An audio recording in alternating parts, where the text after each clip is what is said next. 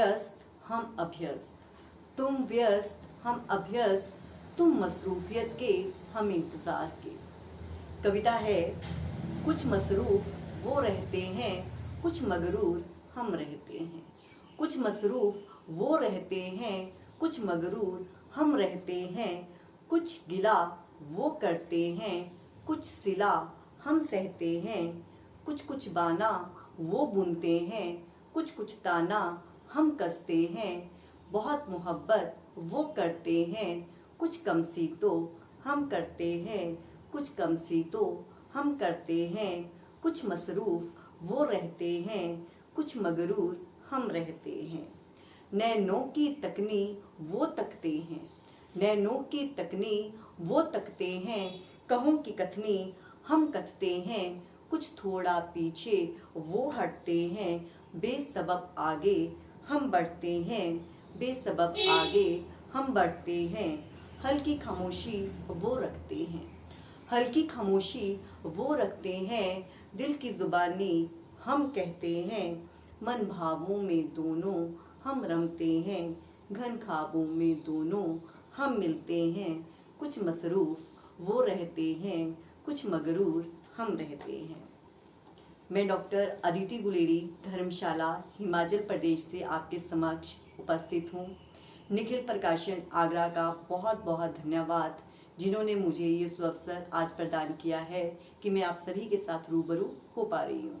ये चंद पंक्तियाँ मेरी किताब बात वजूद की में से ली गई हैं। इसके साथ साथ आपके साथ एक और छोटी सी बात मैं अपनी दिल की साझी करना चाहूँगी। मेरी एक किताब कहानी संग्रह बुद्धू का हीरा, जो निखिल प्रकाशन आगरा की तरफ से आया है, इस कहानी संग्रह में 10 कहानियाँ जो हैं वो संग्रहित हैं। और ये कहानी, जैसे कि पहले अब बात वजूद की जो काव्य संग्रह है, ये भी मेरा एक पहला ही प्रयास रहा है, वैसे ही जो ये कहानी संग्रह है ये भी मेरा एक पहला प्रयास है। और मैं आशा करती हूँ ये मेरा प्रयास जो है वो आपको अच्छा लगेगा। जैसा कि आप सभी जानते हैं, कहानी होती क्या है। कहानी मतलब कही जाए, सुनाई जाए या फिर लिखी जाए। कहानियाँ हमेशा आम मानस को छूती हैं। हर कहानी हमें कहीं ना कहीं अपनी सी लगती है। मानवीय मन भी एक संपूर्ण कहानी की तरह होता है। यही मन कभी अपने अंदर, कभी अपने बाहर, कभी विचारों ख्यालों से डूबा होता है। और इन्हीं ख्यालों को जब हम लेखनी के माध्यम से लिख देते हैं तो वो एक कविता या फिर कहानी बन जाती है।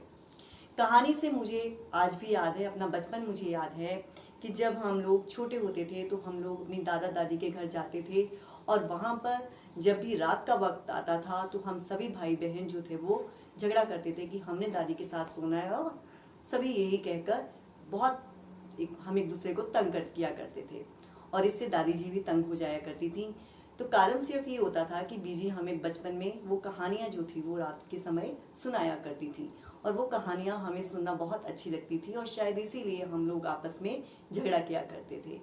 तो बचपन की वही कहानियाँ, उसके बाद पिता प्रत्यूष गुलेरी जी, उन्होंने भी कविताएं कहानियाँ वो लिखा करते थे, तो मैं चोरी चोरी उनकी वो कविताएं कहानियाँ पढ़ लिया करती थी।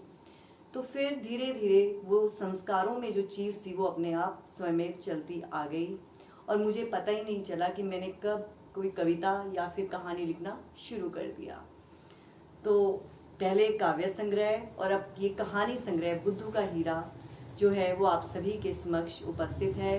और मुझे आशा ही नहीं अपितु पूर्ण विश्वास है कि आप जब ये कहानियाँ पढ़ेंगे तो अगर आपको लगेगा कि कहीं पर सुझाव देने की आवश्यकता है तो उसमें आपका हार्दिक स्वागत रहेगा। आप मुझे कभी भी किसी भी समय जो है वो मुझे मेरी गलतियों से रूबरू करवा सकते हैं। और इसके साथ ही साथ जो मेरी आगे की अपनी योजना है वो मुझे अपने बाल साहित्य को, जो मैंने हिमाचल में रचित बाल साहित्य सर्वेक्षण एवं विश्लेषण विषय के ऊपर शोध कार्य किया है, तो मैं चाहती हूँ कि मेरा वो कार्य जो है वो भी जल्द से जल्द जो है वो सभी लोगों के समक्ष आ सके।